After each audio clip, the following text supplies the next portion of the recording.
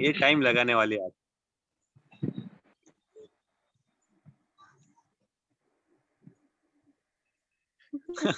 पहले ये कर मेरी लो। हाँ दिख रही है मिंत्रा। है। हाँ, मिंत्रा की स्क्रीन दिख रही है आपकी। हाँ तो मिंत्रा दिख रही तो ये भी देख लो यार, बेसिक्स ऑफ मैनेजमेंट। दिख रही कि नहीं? मिंत्रा ही देखते रहना बस। हाँ दिख रही है। पागल। देखो बेसिक्स ऑफ मैनेजमेंट जो यूनिट 1 है, जो हमने कल कंप्लीट किया था, इंट्रोडक्शन भी कंप्लीट किया था, और डेफिनेशन ऑफ मैनेजमेंट, और 1.3 बिजनेस ऑफ ऑर्गेनाइजेशन भी कंप्लीट हो चुका था। फिर नेचर ऑफ बिजनेस भी हो चुका था, और फंक्शंस ऑफ बिजनेस ऑर्गेनाइजेशन हो चुके थे। ये सब हो चुका था। हमको स्टार्ट करना था नेचर ऑफ, कैसे करना था, मैनेजमेंट। तो मैं स्टार्ट करूंगी। ये है ऑब्जेक्टिव हो गए। Nature of management. अब लेट मी D2 स्टार्ट कर देना रिकॉर्डिंग। कर दी है क्या? अभी बोला नहीं ना रिकॉर्डिंग। रिकॉर्डिंग चालू ही है। चालू है तो मैं स्टार्ट करती हूँ। मानसी चालू नहीं किया? अब सबको म्यूट ऑल कर दी, रुको पहले तो मानसी चालू नहीं किया आपने? कर दी हूँ, तो म्यूट ऑल कर रही हूँ सबको।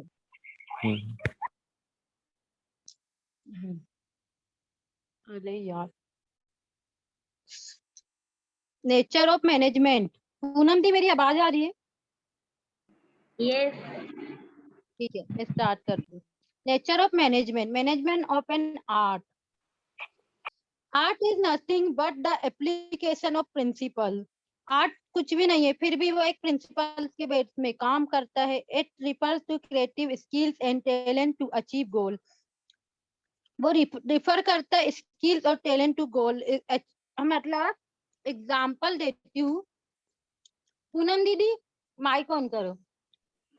चालू है, बोलो बोलो। आप बताओ, आप में कुछ तो स्किल होगा, कुछ तो टैलेंट होगा जो आपको पता होगा, जो आपके गोल को अचीव करने में हेल्प करेगा। समझे? मतलब आप में कुछ स्किल होगा या कुछ टैलेंट होगा जो आपके गोल जो होगा उसको अचीव करने में हेल्प करता है। या कोई आर्ट होगा खाना बनाने का, या कुछ भी, कुछ तो होगा जो आप मेरे को बता सकते हो। तुम जा जाके सब क्वेश्चन पूनम दी को ही क्यों पूछते हो यार? इतने सारे लोग हैं ग्रुप में। बाकी लोग मैं मेरा एक्टिव नहीं बताऊँ? रहते हैं। हाँ, जो भी बताना चाहते थे अपने माइक ऑन करके बता सकते, पर एक एक, अगर एक खट्टा बोले तो मैं म्यूट ऑल कर दूंगी, इसलिए एक एक। बहुत अच्छा टैलेंट है मुझ में सोने का। कौन ने बोला? ये अपना नाम भी बता सकते हैं। नाम बताइए, आपने कुछ नहीं बोला ना, कुछ नहीं। कौन ने बोला?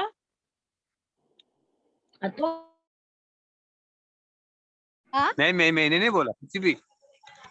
किसने बोला यार? जल्दी जल्दी बोलो। स्किल और टैलेंट है, आर्ट कुछ भी बता रही तो मैं अपना ही बता देती हूँ, खुद का नहीं। आप ही बता दो ना मानसी। खाना हाँ बनाना अच्छा देखो, लगता है मुझे। मैं बताती हूँ मेरा आर्ट और स्किल। मेरा आर्ट है, देखो घूमना। मेरे में कला है। अब मैं म्यूट ऑल कर देती, फिर मैं अपना बताऊंगी।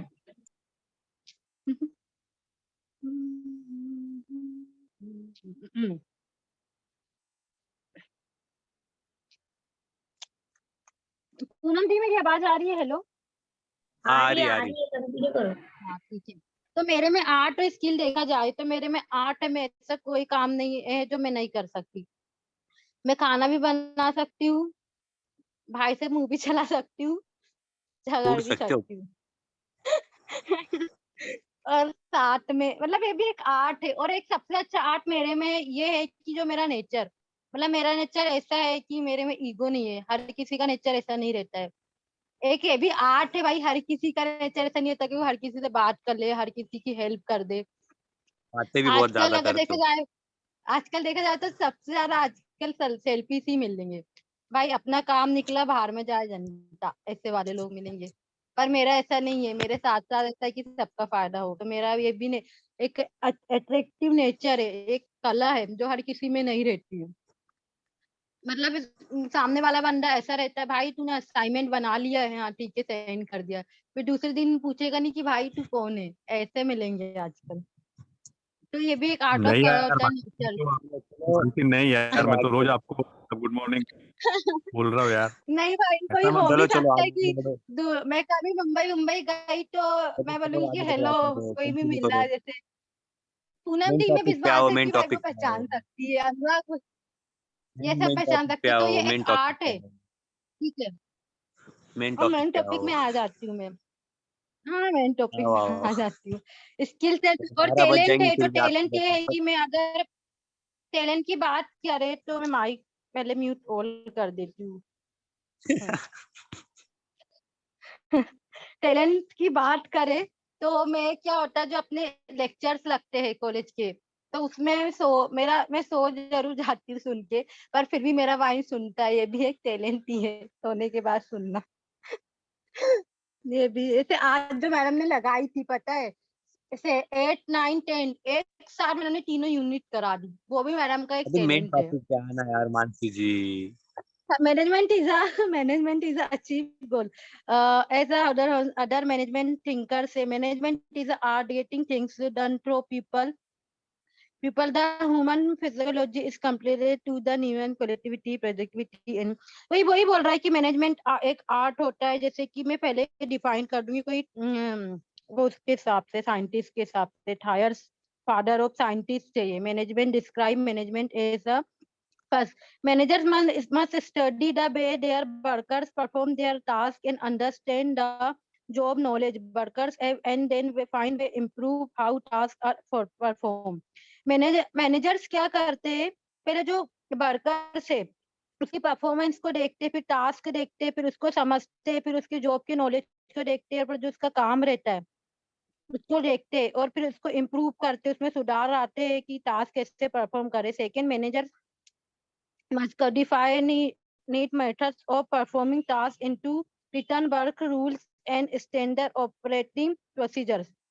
मैनेजर्स क्या करते हैं, कोडिफाई करते न्यू मेथड, मतलब कुछ नई मेथड लाते और परफॉर्म करते टास्क को, और उसके जो रूल्स बनाते उसको ऑपरेट करते प्रोसीजर्स के अनुसार।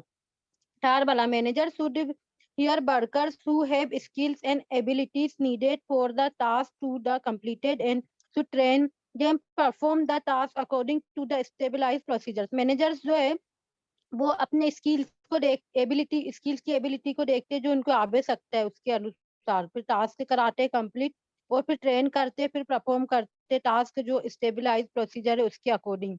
Fourth, managers must stabilize a labor or perform for the task that is acceptable and fair and should link it to a pay system that reward the workers who perform above the acceptable level. Managers क्या करते हैं, जो उसका labour होता है performance का, task को उसको एक्सेप्ट करते हैं फेयरली, फिर जो लिंक रहती है उससे पे करते हैं, फिर रिवार्ड देते हैं वर्कर्स को, जैसे फीडबैक एग्जांपल, परफॉर्म करते हैं above the acceptable level. Management as a science, Webster's के ए प्रिंसिपल्स एंड प्रैक्टिस। हाँ, Webster's college dictionary define science as any skill technique that refer precise application facts or a principle. Therefore, science is a systematical body of knowledge which could be applied derives fact as when on certain principles which are capable of verification that is universally accepted. Science factually divided to देखो जो है science है वो body of knowledge है जिसको पूरी university में accept किया जाता है। साइंस को फैकल्टी में दो में डिवाइड किया गया, बेसिक्स एंड प्योर साइंस और second social science. Physics, chemistry, biology, electronics, mathematical और इंफॉर्मेशन टेक्नोलॉजी आर ये सब ब्रांचेस होती है। जैसे कि एग्जांपल, जो साइंस है ना वो कभी भी आप कोई भी यूनिवर्सिटी में जाके पढ़ोगे कोई भी, तो वो साइंस कभी चेंज नहीं होगी। जैसे कि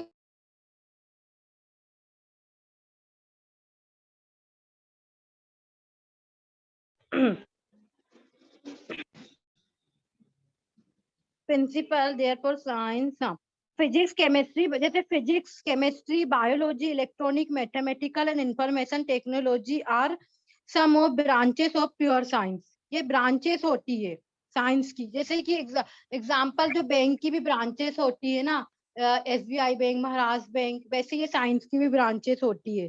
physics, chemistry, biology, electronic, mathematics and information technology. Physics तो सबको पता ही होगा, केमिस्ट्री भी पता होगा, बायोलॉजी भी, जैसे मैंने बायो ली थी तो उसके अंदर आ जाएगा बायो, फिजिक्स, केमिस्ट्री। इलेक्ट्रॉनिक्स जो है मशीन से रिलेटेड है। मैथमेटिक्स में भी साइंस आ जाती है। एंड इंफॉर्मेशन मैथमेटिक्स में ऐसा आ जाती है, जैसे कि मेरा मैथ्स साइंस है तो उसमें फिजिक्स, केमिस्ट्री आ जाएगी। एंड इंफॉर्मेशन टेक्नोलॉजी जो आईटी होता है कंप्यूटर के बारे में, उसमें भी साइंस आ जाती है। और सम ऑफ द ब्रांचेस होती है प्योर साइंस की। This subject are based on accurate principle, if is applied output will where the, मैं जो अभी बात कर रही थी वो ये, if it is applied the output will be the same university everywhere. ये वही बोलना चाह रहा है कि मैं कोई भी यूनिवर्सिटी में जाके करूँ या डॉक्टर हरि सिंह और सागर यूनिवर्सिटी से करूँ, चाहे मैं कहीं से करूँ, साइंस सेम रहेगी। बस ये डिफरेंट रहेगा कि स्टेट चेंज हो सकते हैं, मतलब ये हो सकता है कि ये एमपी है या महाराष्ट्र है या छत्तीसगढ़ हो सकता है या फिर मुंबई हमारे हाथ में आ जाएगा। ये स्टेट चेंज हो सकते हैं पर कभी साइंस कभी चेंज नहीं होगी। वो वहां जाके पढ़ोगे, अगर आपने बायो लिए हो तो वो बायो में फिजिक्स, केमिस्ट्री, बायो ही रहेगी। मैथ्स साइंस लिए हो तो उसमें मैथ्स साइंस में बायो, फिजिक्स, सब्जेक्ट कभी चेंज नहीं होगा। ये पूरी अपने बाहर जाके भी यही चलेगा, यही बात बोल रहा है वो। स्टेट चेंज हो सकते हैं। where is the social science, it is social science, it is based on certain principles. Social science में सर्टेन प्रिंसिपल रहते हैं बट आउटपुट में very according to situation. Output मतलब ये होता है जो भी अपना रिजल्ट है वो आउटपुट कहते हैं, जो according to the situation, it is mostly related with human physiology के से भी ये रिलेटेड रहता है। Management is a branch of social science faculty. Management एक ब्रांच है जो सोशल साइंस की फैकल्टी है। F W. Taylor is known as father of scientific management. ये पूछ सकता है कि एफ ऑब्जेक्टिव में कि एफ.डब्ल्यू. टेलर को क्या कहते हैं, ब्लैंक। तो ये एफ.डब्ल्यू. टेलर जो रहता है ये साइंटिफिक क्या है, known as father of scientific management. तो पूछ सकता है who is the father of the scientific management, तो इसका आंसर आएगा एफ.डब्ल्यू. टेलर। इसको याद रखना। He emphasis his studies in, ये जो इन्हें पढ़े हैं वर्क बेटर प्रोडक्टिविटी, इसके बारे में बता रहे हैं, साइंटिस्ट के बारे में बता रहे हैं कि उन्हें कहाँ पढ़े, बेटर प्रोडक्टिविटी को कैसे बेटर करे उसके बारे में पढ़े। Odissi laid down certain fundamentals such as accuracy in work। जैसे कुछ फंडामेंटल है जो कोई भी काम है वो एक्यूरेसी से करे, 100% trend person at right place etcetera. Train को पर्सन को ऐसा ट्रेन करे कि वो कोई भी राइट डिसीजन ले सके। Told decentralization of task is more important। जो टास्क वो कर रहे हैं वो बहुत इम्पोर्टेंट, मतलब कि ऐसा करे कि वो मतलब एक जरूरी टास्क करे, ये भी बताए। फिर हेनरी फेलर के अनुसार है contribute to management studied with basics principles of management and the functional approach. He divided all industrial activities into 6 groups. The activities are important through the organization is small or large scale। Henry failure ने के contribution के हिसाब से जो management के बारे में जो स्टडी करे थे प्रिंसिपल ऑफ मैनेज के हिसाब से, उनने फंक्शनल अप्रोच के बारे में स्टडी करे थे हेनरी फेलोर ने। जो डिवाइड किया गया था इंडस्ट्रियल एक्टिविटीज को 6 ग्रुप में। जो एक्टिविटीज जो है ऑर्गेनाइजेशन जो एक्टिविटी करे थे उसमें ऑर्गेनाइजेशन के स्मॉल और लार्ज स्केल में।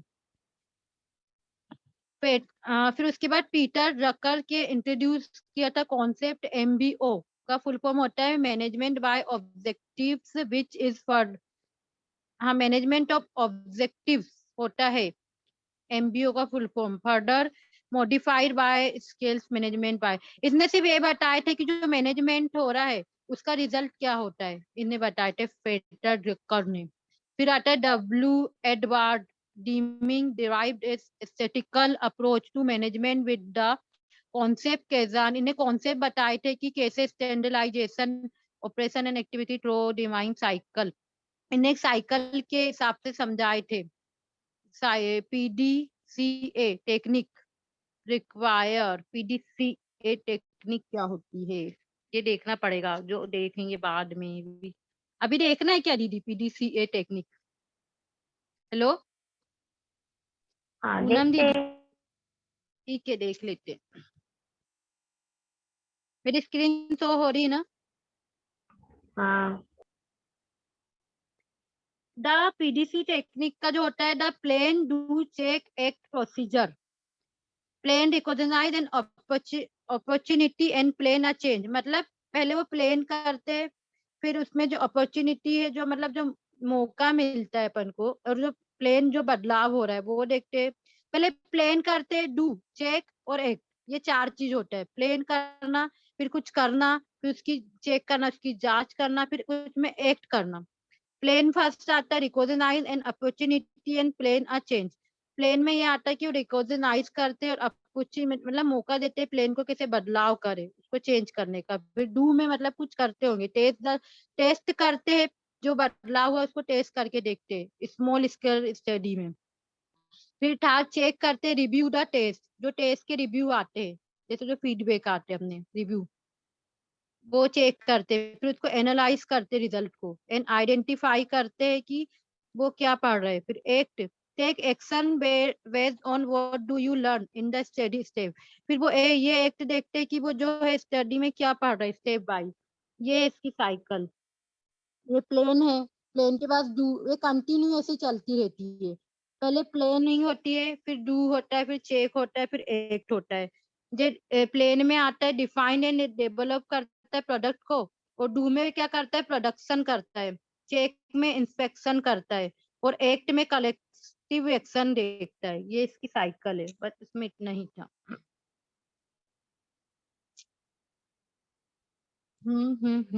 ये कहाँ थी मैं? पीडीसी ये टेक्निक ये हो चुकी है। T TQM technique is a management approach for a quality, TQM technique.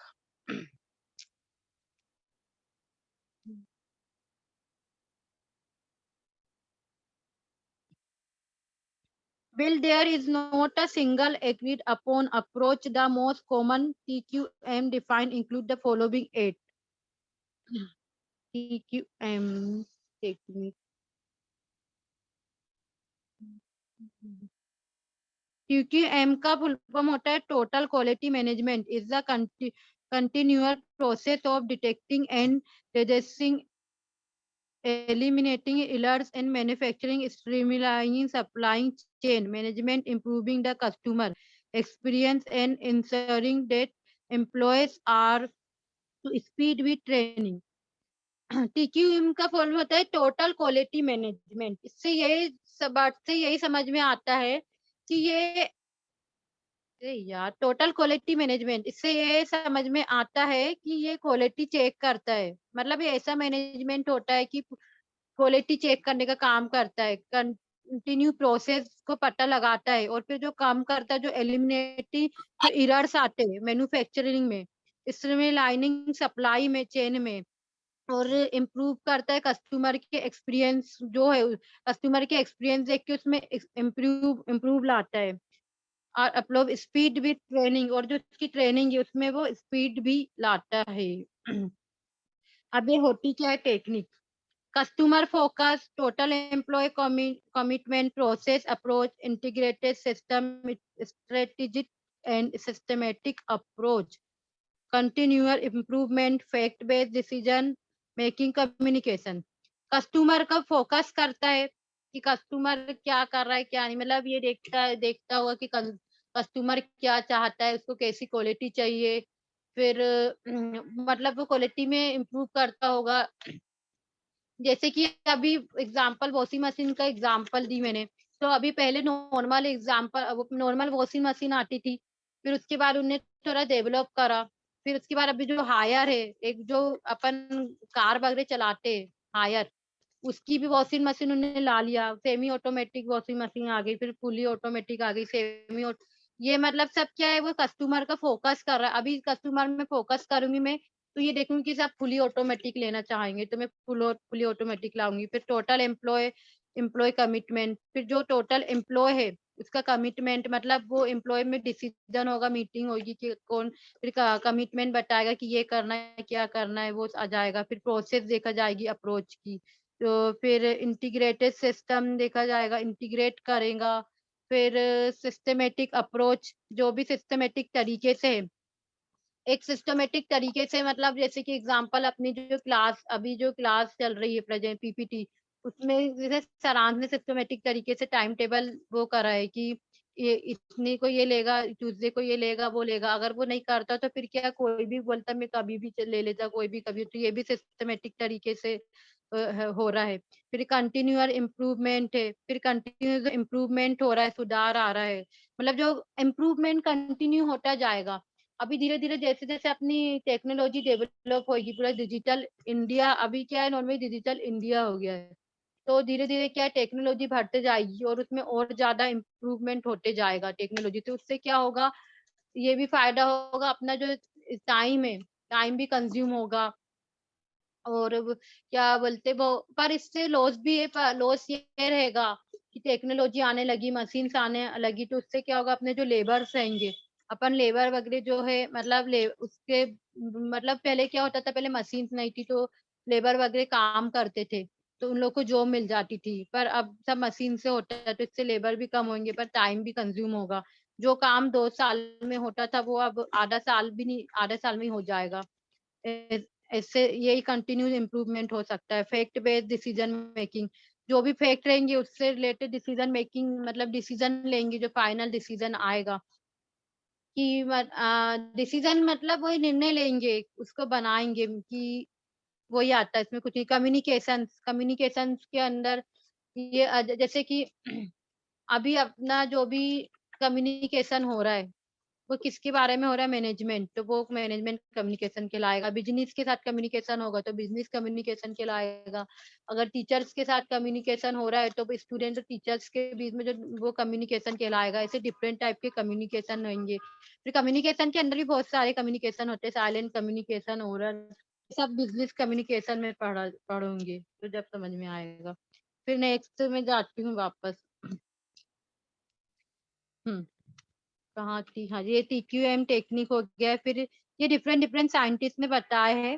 फिर 1986 में मोटोरोला मोटोरोला का सुने होंगे, बहुत पहले मोबाइल आता था ना, अभी भी आता है, वही है मोटोरोला। 1986 में आया, यूएसए में, United State of America. Develop business six sigma sigma that six to improve the quality of output by, इसमें सिग्मा जो मैंने पढ़ी थी वो साइन होता है, पर इसमें सिक्स सिग्मा ये देखना पड़ेगा।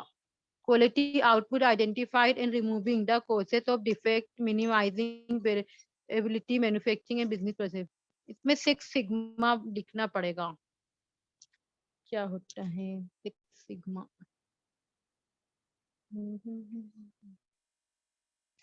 सिक्स सिग्मा टेक्निक से, six sigma technique, brainstorming, root cause analysing,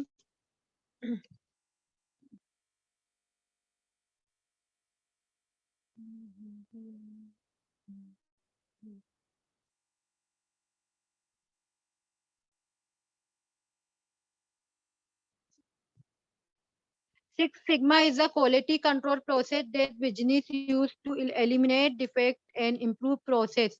Lean Six Sigma is a team focused managerial approach that seeks to improve perform by eliminating waste and defect while boosting the standardization. Six Sigma एक ऐसा होता है जो quality को control करता है business में और यूज करता है उसको एलिमिनेट डिफेक्ट, उसको इम्प्रूव करने के लिए।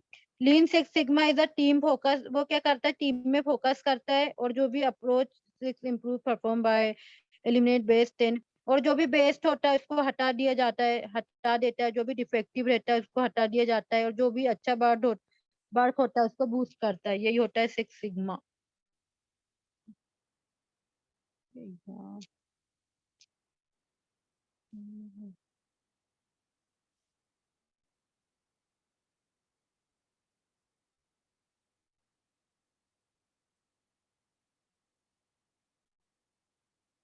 सिग्मा, हाँ ये हो चुका है। फिर इसके बाद मैनेजमेंट आता है प्रोफेशन में। Webster dictionary of English language defines profession as that occupation requiring specialized knowledge and academic training. Therefore, profession involves some branch of advanced learning and academic training. Therefore, professional involves some branch of advanced learning of skills. This knowledge is applied as a solution to many problems, takes decision and executes the plans to achieve desired goal. The knowledge of management, a manager as working profile is treated as high class profession. Webster's dictionary of English language ने define किया था profession को। किसने define किया था? Webster dictionary of English language ने define किया था प्रोफेसर को। ये पूछ सकता है कि वेबस्टर्स डिक्शनरी को किसने डिफाइन किया था, मतलब प्रोफेसर को किसने कौन सी डिक्शनरी में डिफाइन किया था? तो वेबस्टर डिक्शनरी में डिफाइन किया था इंग्लिश लैंग्वेज में। देख, occupation requiring specialised knowledge and academic training, ये क्या करता है कि स्पेशलाइज्ड नॉलेज देता है एंड एकेडमिक ट्रेनिंग देता है। जैसे स्पेशलाइज अपन एग्जांपल, जैसे कि डॉक्टर में भी स्पेशलाइज रहते हैं ना, चलते साइकोलॉजिस्ट रहते हैं और फिजियोलॉजिस्ट रहते हैं और ईयर्स के रहते हैं, आइस के रहते हैं, ये सब स्पेशलाइज रहते हैं। वैसे भी ये मैनेजमेंट का ही बोल रहा है कि उसमें भी एक स्पेशलाइज ट्रेनिंग नॉलेज देते हैं और एकेडमिक ट्रेनिंग। देयरफॉर एकेडमिक की जो है वो ट्रेनिंग देते, एकेडमिक ट्रेनिंग देते। Therefore perform profession involve some branch of advance learning of skill. Professor involve some branch of advance learning और स्किल। हाँ, ये क्या करता है? जो स्किल्स है इसको लर्न करता है, कुछ ब्रांच को, मतलब पहले स्किल को लर्न करता है फिर उसके अकॉर्डिंग वर्क करता है। This knowledge is applied as solution to many problems, takes decision and execute. इसमें बहुत सी प्रॉब्लम्स जो रहती है डिसीजन की, वो एग्जीक्यूट करता है, प्लान को अचीव करता है, डिसाइड करता है फिर गोल को। This knowledge of management and manager as working profile. जो नॉलेजमेंट होता है मैनेजमेंट का, मैनेजर, नॉलेज मैनेजमेंट मैनेजर, हाँ, knowledge of management and manager as working profile, वो जो भी मैनेजर रहता है मैनेजमेंट का, उसकी प्रोफाइल का वर्किंग देखता है फिर उसको ट्रीट करता है हाई क्लास प्रोफेशन में। मतलब जैसे भी उसकी प्रोफाइल है, जैसे कि मेरी प्रोफाइल में जॉब लेने जाऊंगी तो क्या बोलते हैं, मेरा देखा जाएगा, पूरा डिग्री देखी जाएगी बीकॉम की, फिर उसके बाद अरे मैं प्रेजेंटेशन दे रही हूँ ना, बात किसी से नहीं कर रही हूँ फिर डिग्री रहेगी, जॉब भी रहेगी, तो वो क्या है मतलब मेरी डिग्री देखी जाएगी वो पूरी। अरे यार पापा ने तो दिक्कत होती है। हाँ, वो देखा जाएगा, उसके हिसाब से क्वालिफिकेशन होगा। फिर characteristics of profession, first systematic body of knowledge, second universal acceptance, third formal education, four specialization, fifth code of conduct, six independent office, seven fees. First दूसरा सिस्टमैटिक कौन सा टॉपिक ले रहा है? मेरे बात मैं का 1.6 से बिजनेस इंडस्ट्री से लेके प्रिंसिपल्स ऑफ मैनेजमेंट तक। हाँ, ओके ओके। तो फर्स्ट जो आता है सिस्टमैटिक बॉडी ऑफ नॉलेज। एक minute, wifi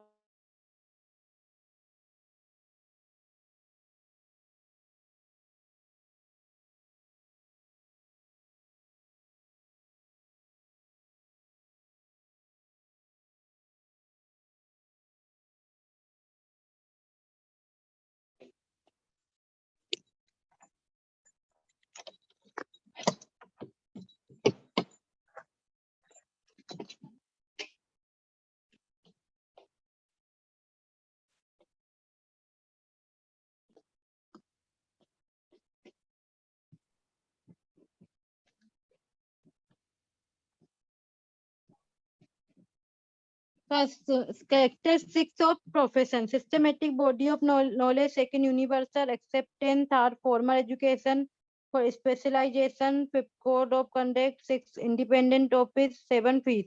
For systematic body of knowledge, when any occupation is based on the expert knowledge is treated as profession. जो ऑक्यूपेशन ये क्या होता है सिस्टमेटिक बॉडी ऑफ नॉलेज में जो क्या होता है when occupation is based on expert knowledge is treated as profession. जो ऑक्यूपेशन होता है उसके ऑक्यूपेशन मतलब वो भी जो काम कर रहे हैं, ठीक है, उसमें एक नॉलेज को ट्रीट करता है as a profession. Expert knowledge process principle और टेक्निक्स मेथड ऑफ नॉलेज. जो नॉलेज होता है प्रोसेस प्रिंसिपल्स और टेक्निक का method of knowledge. This knowledge can be applied to process execute and carry operation of any enterprise. ये क्या करता है जो भी नॉलेज रहती है कैन अप्लाइड, हाँ, उसको अप्लाई करता है, फिर एग्जीक्यूट करता है, फिर कैरी करता है ऑपरेशन ऑफ एंटरप्राइज के. फिर second universal acceptance in profession. Universal acceptance theories principles and techniques are applied for practical working methods and principles evolved by management thinkers are universally accepted and are used to base as solutions to dilemma. जी इसका मतलब क्या होता है जो last में लिखा है ये, इसका मतलब कोई बता सकता है इसका मतलब? Dilemma? में हाँ डिलेमा क्या है ये? डिलेमा मतलब एक दुविधा. कंफ्यूजन सिचुएशन, कंफ्यूजिंग दुविधा सिचुएशन. प्रॉब्लम. हाँ दुविधा